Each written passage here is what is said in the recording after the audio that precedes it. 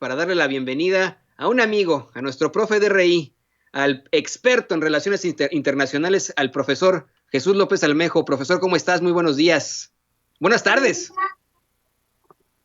Hola, ¿qué tal, mi querido Antonio? ¿Cómo están todos por allá? Yo feliz de participar nuevamente con ustedes.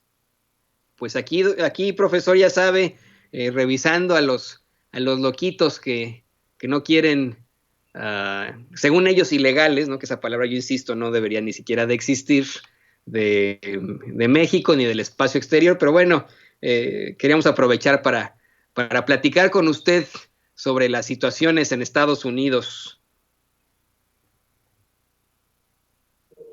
Pues mira, Antonio, nunca deja de haber complejidades tanto en Estados Unidos como en México. De hecho, este año convulso ha prácticamente generado que muchos matices se asienten en este crisol de complejidades y la verdad es que pues sí vale la pena ir viendo que no todo es blanco o negro y es importante desde los análisis de las relaciones internacionales y desde la ciencia política también poder abordar estos matices para entender cuáles son las interacciones a las que nos vemos confrontados todos los días.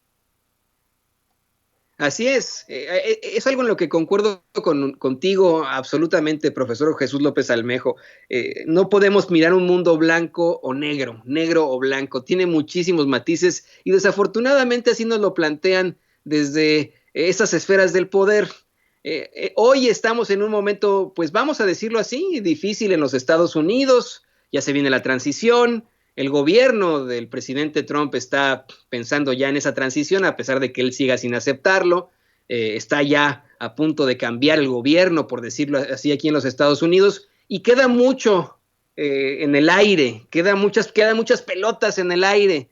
Queda, por ejemplo, la relación con China, la relación con Rusia, pero tal vez una de las más complicadas, la relación con Irán.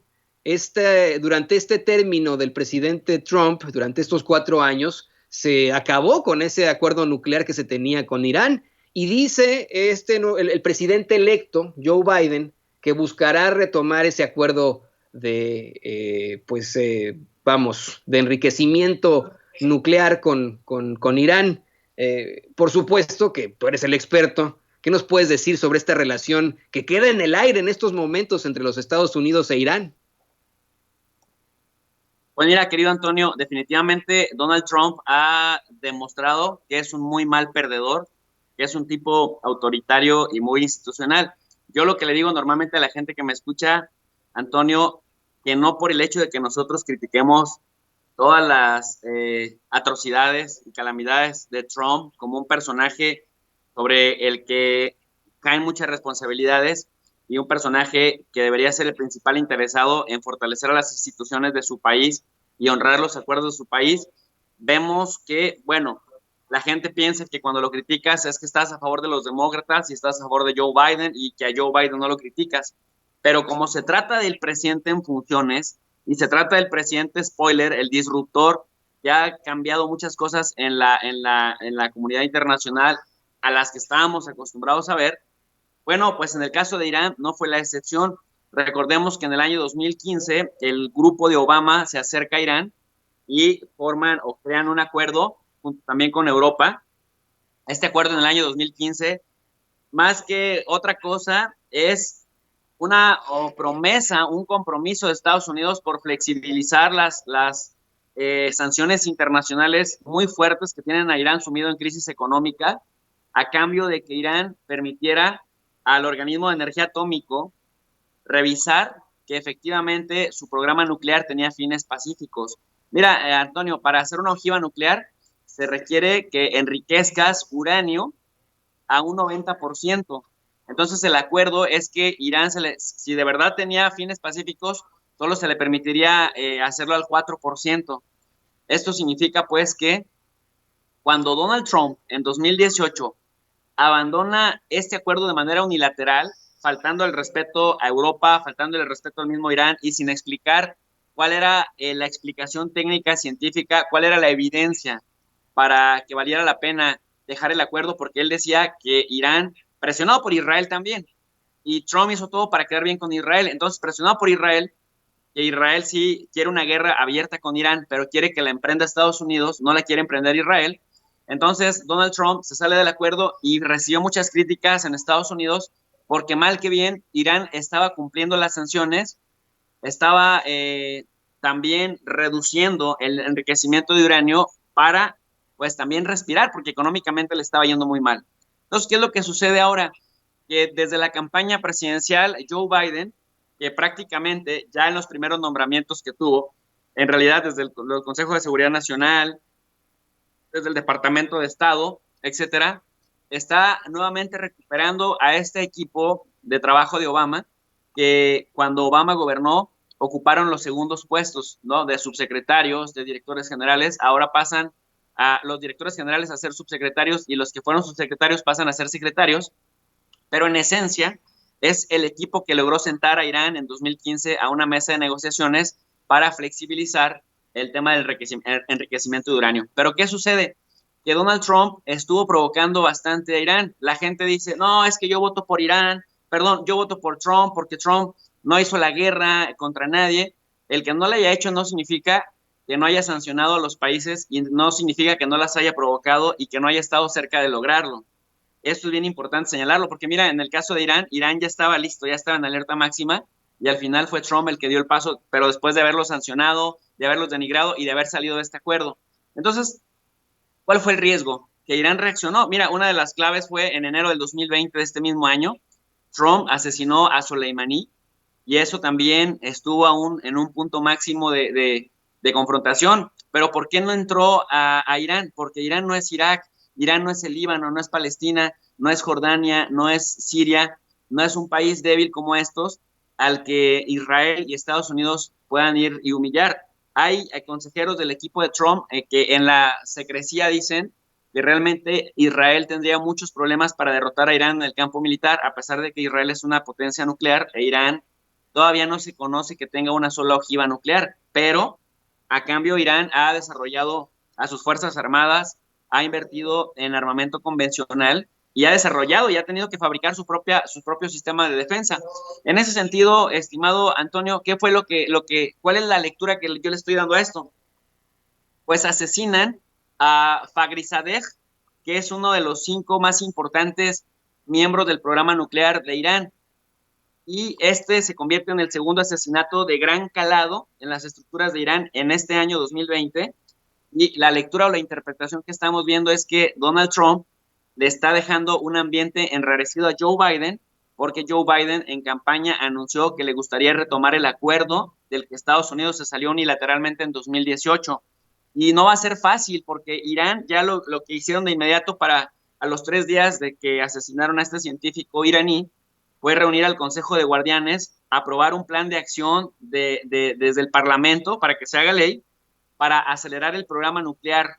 Y esto, pues, va a generar que cuando Joe Biden intente recuperar las pláticas para volver a hacer que Irán reduzca su enriquecimiento de uranio a cambio de flexibilizar las sanciones, pues que Irán le levante la vara y le diga, ustedes Estados Unidos no cumplen, no son institucionales, no respetan su palabra, porque con cada cambio de gobierno nos vuelven a cambiar las reglas del juego y se están atreviendo a hacer algo que no habían hecho antes, que es aplicar una política de asesinatos selectivos, ya sea que lo haga Estados Unidos directamente, como en el caso de Soleimani, o como sucede ahora con Faghrizadeh, que es justamente acusado a Israel con la complacencia de Estados Unidos. Y es que no es fácil, estimado Antonio, porque Israel insistió mucho en el tema de la guerra, pero cuando hicieron cálculos matemáticos se dieron cuenta que Irán es demasiado grande y demasiado fuerte como para poder hacer una incursión, salirse y quedar ilesos. Irán tiene capacidad de retaliación y por esta razón, entonces lo que han hecho es optar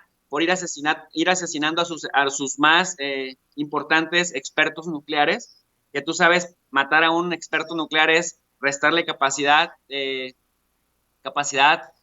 capital humano, que lleva Claro. muchos años formar a gente especializada en estos temas, y desde el 2010 a la fecha ya le han matado a 5 expertos nucleares en el mismo territorio de Irán. Entonces, Irán lo que tiene como 4 escenarios, 4 opciones. El primero es acelerar su programa nuclear, que ya lo hizo, para enrarecer el ambiente frente a Joe Biden y obligarlo a dar garantías que no se dieron en 2015. Segundo, usar agentes aliados, al Hamas, al Hezbollah, a los hutíes en Yemen para que castigue a Arabia Saudí, porque Arabia Saudí es el otro interesado en debilitar a Irán. Responder con otro asesinato de un funcionario par o en una embajada de Estados Unidos o de Israel. Y esto es lo que hace que tanto Estados Unidos como Israel ya hayan anunciado que tienen a sus embajadas en alerta máxima. Y la otra es no hacer nada. Pero esta última, cuarta opción ya está descartada porque, pues, Irán, que representa un ejemplo de república islámica en la región y que se ha convertido en fuente de inspiración para muchos movimientos islámicos en la zona, no puede optar por esta última opción porque finalmente se debería como muy pasivo y muy permisivo ante los asesinatos en su propio territorio de gente del más grueso calibre, Antonio, en su propio territorio.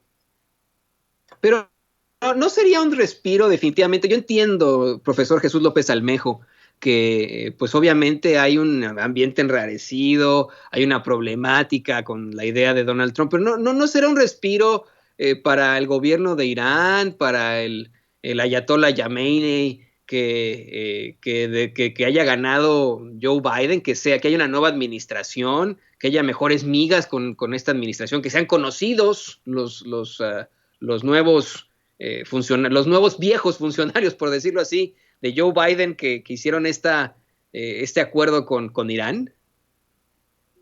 Sí, definitivamente. El problema es, y lo complejo viene en este último mes que falta.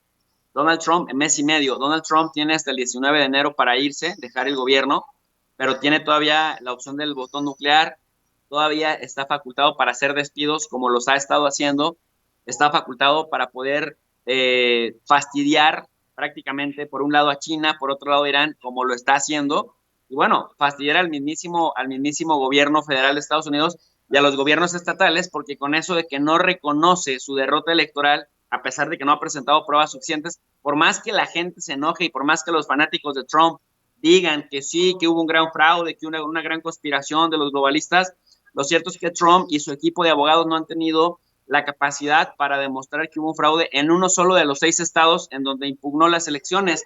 Y esto se ha ido agravando porque cuando se pronunciaron tanto Mike Pompeo, que es su subordinado, aunque sea secretario de Estado, y William Barr, en un principio diciendo que prácticamente iban a ceder pacíficamente a un segundo mandato de Trump, que me parece que son ciniquísimos porque perdieron por más de 6 millones en el voto popular y no han demostrado que hubo fraude, o no por lo menos un fraude tan significativo como para que pudiera haber cambiado el resultado, la inercia de la votación. Bueno, pues salen ahora a decir que se va a investigar desde el ámbito federal, cuando históricamente, Antonio, tú lo sabes mejor que yo, las leyes electorales de Estados Unidos facultan a los gobiernos estatales y a las cortes estatales para conocer de los casos electorales en sus jurisdicciones y no al gobierno federal, porque habría un sinsentido que el gobierno federal se reelija, que participe y sea su propio juez. Por eso es que lo hacen las cortes y por eso es que lo hacen los gobiernos de los estados, quienes el 3 de diciembre tienen la facultad de certificar elecciones y el 14 de diciembre, bueno, pues los 538 electores. Pero este enrarecimiento del ambiente por parte de Trump, que hace resultado ser un muy mal perdedor y además muy predecible, porque esto que está haciendo es lo que Bernie Sanders venía anunciando que haría desde julio, agosto de este año, y es lo que está haciendo así. Haz de cuenta como si Bernie Sanders dijera, va a pasar el escenario A, el escenario B, el escenario C y el escenario D. Y pues ahorita vamos como en el escenario C, que es justamente Donald Trump forzando a que sean las cortes federales las que traigan los casos sin el mayor éxito posible. Pero entonces, como al interior ha venido fracasando con su estrategia interna de impugnar las elecciones con éxito, incluso ya se habla de republicanos que lo han felicitado en privado.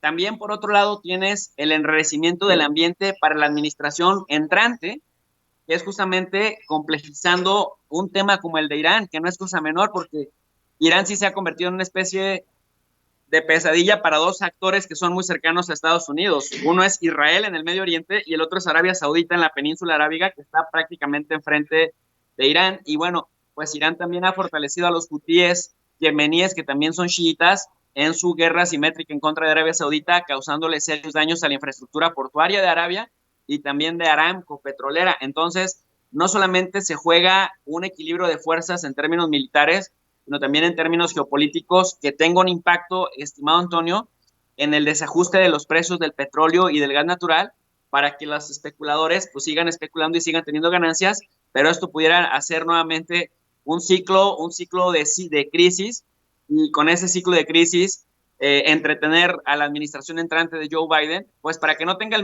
para que tenga el menor de los éxitos, y en 2024 poder regresar a alguien de sus cercanos al poder. O lo que hemos estado viendo, que Trump también es investigado por corrupción, y que lo que ha sabido hacer es abrir otros frentes de batalla para que mediáticamente pierdan fuerza los anteriores.